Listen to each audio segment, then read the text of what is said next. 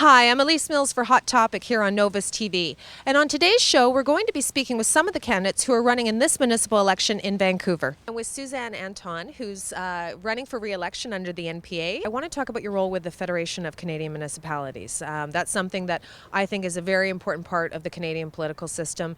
And maybe you could touch on that a little bit for us right now. Yeah, I'm a director. I'm Vancouver's director on the Federation of Canadian Municipalities. And it is a very effective lobby organization, advocacy organization. It's the interface between all of the municipalities in the country and the federal government.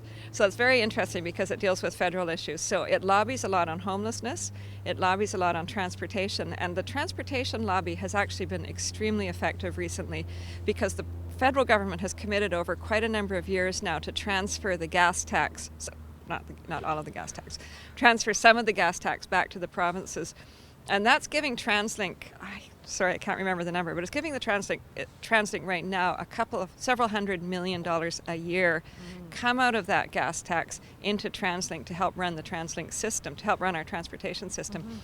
That's a result of the advocacy of Federation of Canadian Municipalities. So it's a very effective organization. The place it hasn't been quite as effective is in the housing.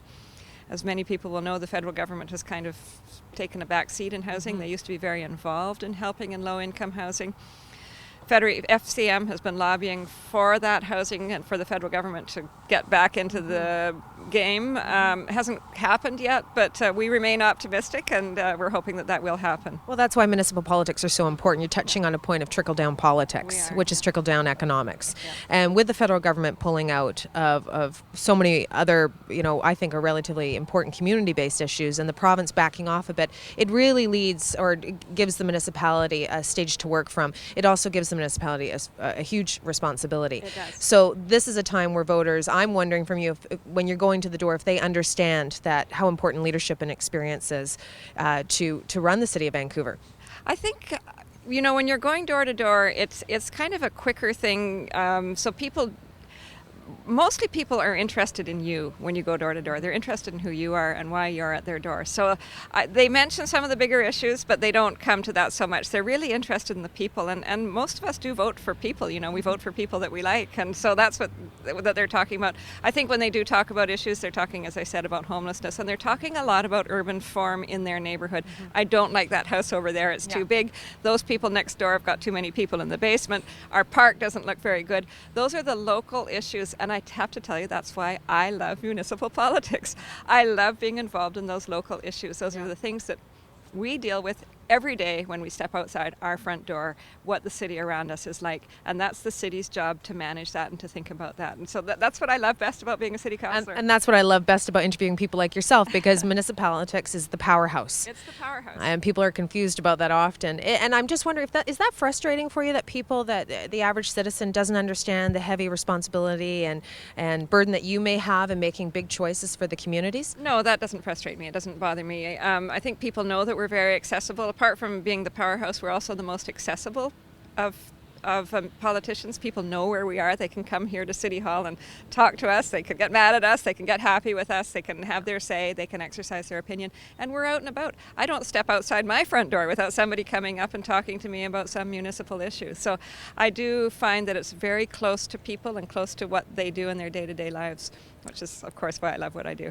Well, talking about accessibility, you've also been instrumental with the Federation of Canadian Municipalities in promoting women in municipal politics. And I'm very curious to hear you talk about that. Well, in municipal politics in Canada, only about 21% are women. Now, but I've got to tell you a little interesting tidbit here. The goal is to get to 30%, which seems a little low, but the reason for the 30% is because that's a number the UN has determined as being, once you are at 30%, then you are an effective voice. We're already at 30% in British Columbia. In fact, some municipalities like Surrey has more women. Just want to throw in a little plug here for the NPA. Of our elected officials last time, we had 16 people elected between school, parks and council. Of the 16 elected, 8 were women. Of the 26 we have running right now, 13 are women. I actually think that it's a function of our at-large system that we find it easier to get women elected and to get minorities elected. Because your viewers will know when they go in and they look at the list of people, most people in Vancouver think, well, I'm going to choose some women, I'm going to choose some men, I'm going to choose some Chinese background, I'm going to choose, I hope they choose some Indo-Canadians, because we've got lots of good Indo-Canadian candidates running this time. So they choose a representative council. And I think our councils in Vancouver have been very representative. And I'm not sure that that's true in the rest of the country. So in the rest of the country, there's a big focus on getting more women involved. I think that city government has more ability to have a positive impact on environmental issues than any other order of government as well. Through our land use decisions, through the way we build our cities, we can really have a very positive impact on greenhouse gases, on people choosing to take transportation, not because somebody is making them take it, but because it's easy for them to take it. By having good urban cores, people walk to their stores, they walk to do their business, and they have a very low greenhouse gas impact. Our people living downtown have a very light footprint on the earth, actually, as long as they don't buy too many flat screen TVs. But they don't, because if you're in a smaller place, you actually don't buy a lot of stuff. You walk to do most of your errands, and you actually live more lightly on the earth than people who live in the more suburban parts. So there's a lot about urban form and the design of buildings. I want to just give you one little plug here for what we've done in the last council. We have the highest standards for private buildings, for green features, the highest green standards for private buildings in North America. And that could be all the way ranging from a single family home all the way up to a big tower. We have very high standards now, the highest in North America, and we just did that in this council. I wish you the best of luck on your campaign. Thank you so much. Pleasure to meet you. It was nice to meet you too. Thank you.